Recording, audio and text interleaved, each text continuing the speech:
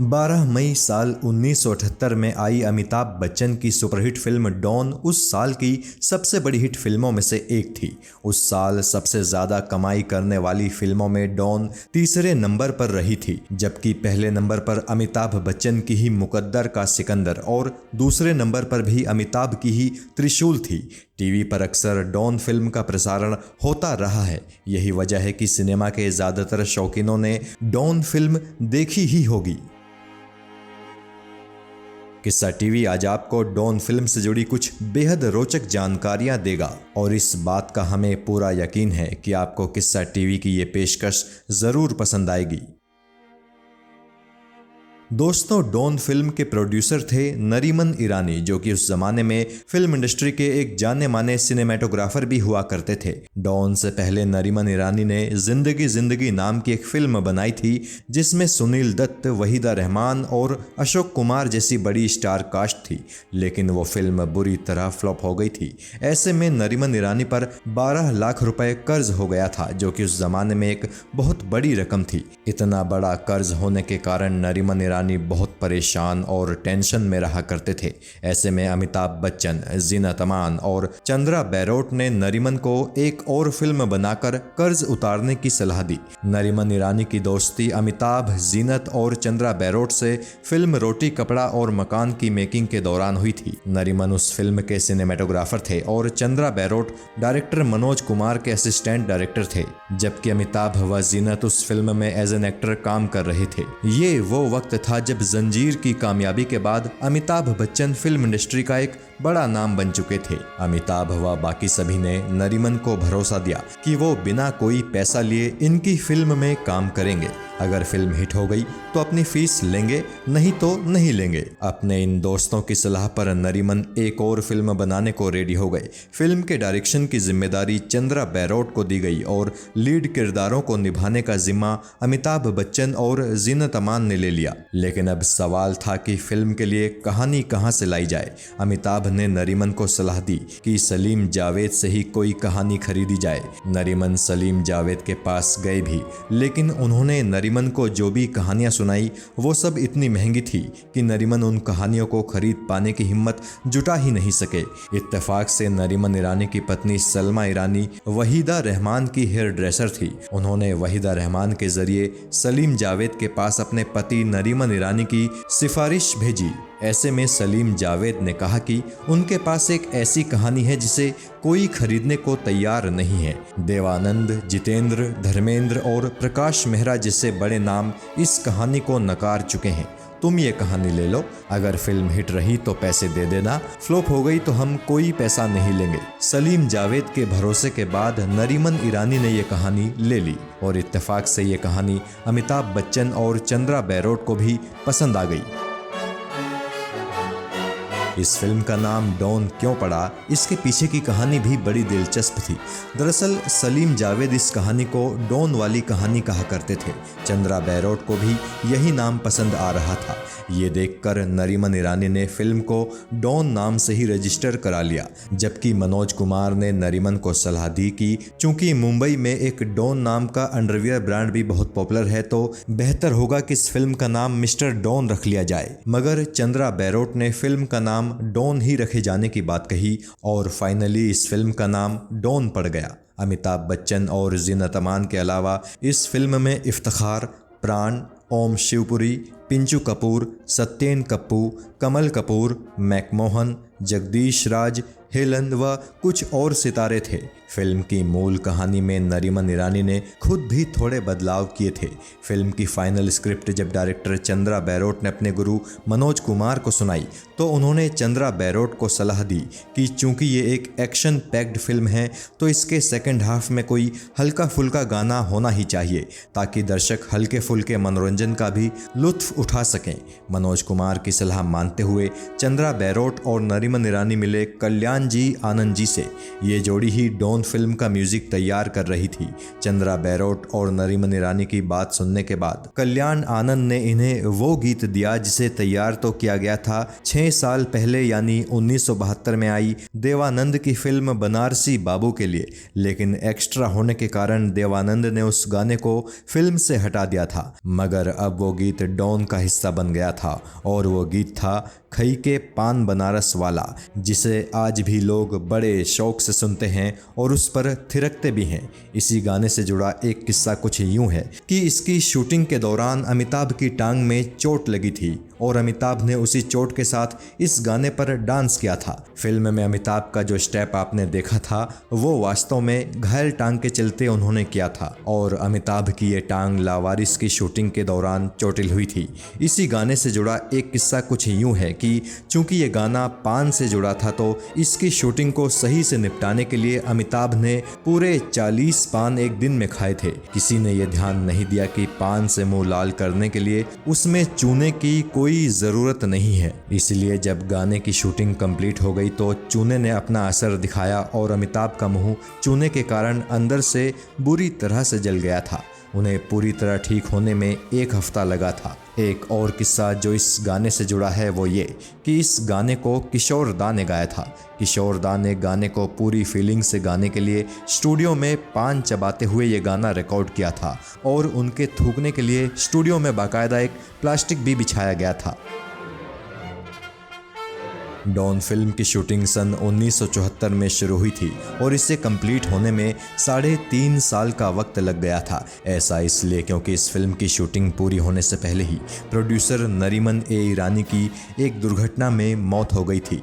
अपने ब्लॉग में अमिताभ बच्चन ने इस घटना का जिक्र करते हुए लिखा था कि एक दूसरी फिल्म की शूटिंग के चलते नरीमन राजकमल स्टूडियो में थे।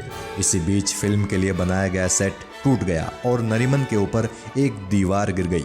एक बच्चे को बचाने की कोशिश में नरीमन उस दीवार की चपेट में आ गए थे।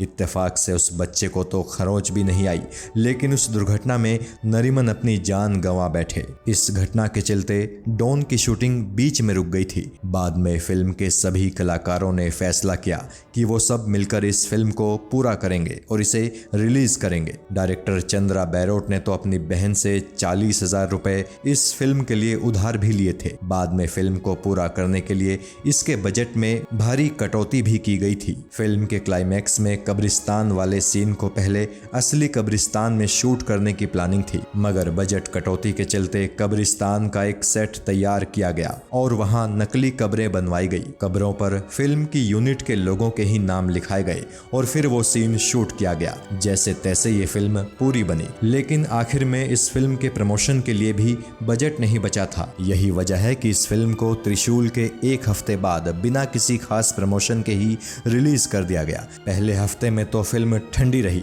लेकिन दूसरे हफ्ते से इस फिल्म को दर्शक मिलने शुरू हो गए और ये फिल्म दर्शकों को खूब पसंद भी आई। बाद में ये फिल्म 1978 की तीसरी सबसे बड़ी हिट फिल्म बन गई। भारत और वर्ल्ड वाइड मिलाकर फिल्म ने कुल 7 करोड़ 20 लाख की कमाई की थी, जबकि इसे बनाने में लगभग 1 करोड़ रुपए का खर्च आया था। वादे के मुताबिक फिल्म के सभी बड़े स्टार्स ने अपना हिस्सा लेने के बाद बाकी बची सारी रकम नरीमन ईरानी की विधवा सलमा को दे दी, जिससे उन्होंने नरीमन का सारा कर्ज चुकता किया। फिल्म में कुल 5 गाने थे और पांचों के पांचों सुपरहिट रहे थे। फिल्म को 3 फिल्म फेयर अवार्ड भी मिले थे। किशोर कुमार को best male playback singer, Asha Bhosle को बेस्ट फीमेल प्लेबैक सिंगर और अमिताभ बच्चन को बेस्ट एक्टर का फिल्म फेयर अवार्ड इस फिल्म के लिए दिया गया था। अमिताभ को जब उनका अवार्ड दिया जा रहा था तो उन्होंने प्रोड्यूसर नरीमन ईरानी की विधवा सलमा ईरानी को स्टेज पर बुलाया और अपना अवार्ड उन्होंने नरीमन ईरानी को समर्पित करते हुए सलमा ईरानी को सौंप दिया। चलिए अब डॉन फिल्म से जुड़ी कुछ और दिलचस्प बातें भी आपको बताते हैं।